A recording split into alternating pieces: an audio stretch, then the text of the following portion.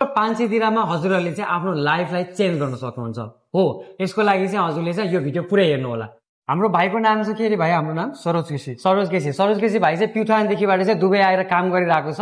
तर भाइले चाहिँ आज एउटा क्वेसन सोध्यो। भाइ एक्चुअली क्वेसन सबैजनालाई भन्थ्यो त, तिम्रो क्वेसन के थियो भने? म दुबई आएको धेरै लामो समय भइसक्यो, पैसा सेभिङ नै हुँदैन। हजुर, अब त्यसै हो, कमाउनु त कमाइरहेछ तर कहाँ गइरहेछ थाहै छैन। जस्ट म्याथ गर्नलाई चाहिँ हामीले चाहिँ प्रब्लम भइरहेछ होइन।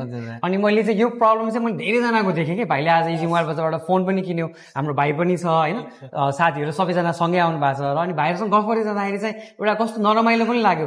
6-7 लाखभन्दा बढी चाहिँ मान्छेहरू चाहिँ दुबईमा बस्नुहुन्छ होइन, आएर काम गर्नुहुन्छ।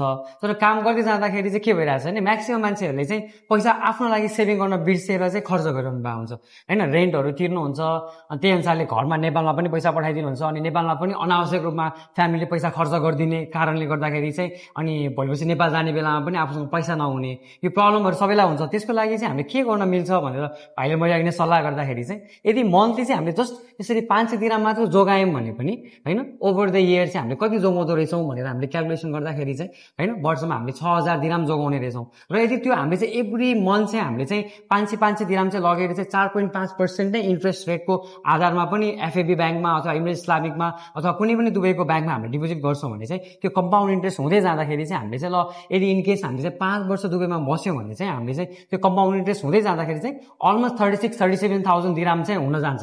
त्यो भनेको चाहिँ नेपाली 11 लाख हुन्छ होला सायद होइन। हजुरले हिसाब गर्नुभयो भने पक्कै पनि हजुर थाहा भइहाल्नुहुन्छ। कमेन्टमा गरिदिनु होला कति हुँदो रहेछ एक्ज्याक्ट अमाउन्ट पनि हामीलाई थाहा भइ नै हाल्छ।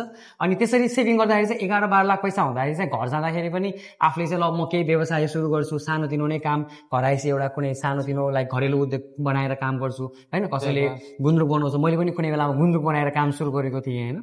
कसैले चाहिँ लाइक चिया पसल खोलेर, कसैले चटपट पसल खोलेर, कसैले चाहिँ लाइक अब खेती किसानी नै गर्छु भने पनि लाइक काँक्रोहरू बेचेर, टमाटर खेती गरेर, किवी खेती गरेर, जे गरेर पनि पैसा कमाउन सकिन्छ। त्यसको लागि चाहिँ हामीले चाहिँ एटलिस्ट 500 दिरहम सेभ गरौँ। यदि हामीसँग पैसा कम छ भने, जस्तो कि तपाईँले 2700 दिरहम कमाइरहनु भएको छ भने आफूले सम्झिँदाखेरि के सम्झिनु पर्यो भने मेरो स्यालेरी चाहिँ जम्मा 2200 हो है भन्ने सम्झिनु, त्यही अनुसारले खर्च गरिदिनु। अनि त्यो 500 लाई चाहिँ हजुरले चाहिँ साइड लगाइहाल्नु। त्यो गर्यो भने के हुन्छ भने तिमीले चाहिँ लाइक जस्ट त्यो टाइट बजेटमा 2200 मा नै तिमीले चाहिँ रेन्ट पनि तिर्छौ, खाना पनि खान्छौ, त्यही अनुसारले घरमा पनि अलिकति थोरै पैसा पठाइन्छौ। घरमा पनि फजुल खर्च गर्ने हो नि त, घरको मान्छेले फजुल खर्च गरिदिन्छ। त्यो गर्नुभन्दा त बरु तिमीले नै सेभिङ गरेको चाहिँ एकदम बेस्ट हुन्छ जस्तो लाग्छ।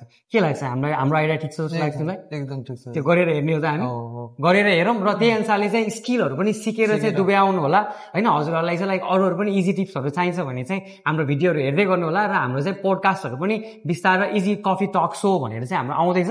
हजुरहरूले चाहिँ बिस्तारै हेर्न सक्नुहुन्छ। विदिन अ मन्थ हामीले चाहिँ हाम्रो नयाँ युट्युब च्यानल पनि बनाउँदैछौँ है। Thank you so much guys सबैजनाको लागि। Thank you.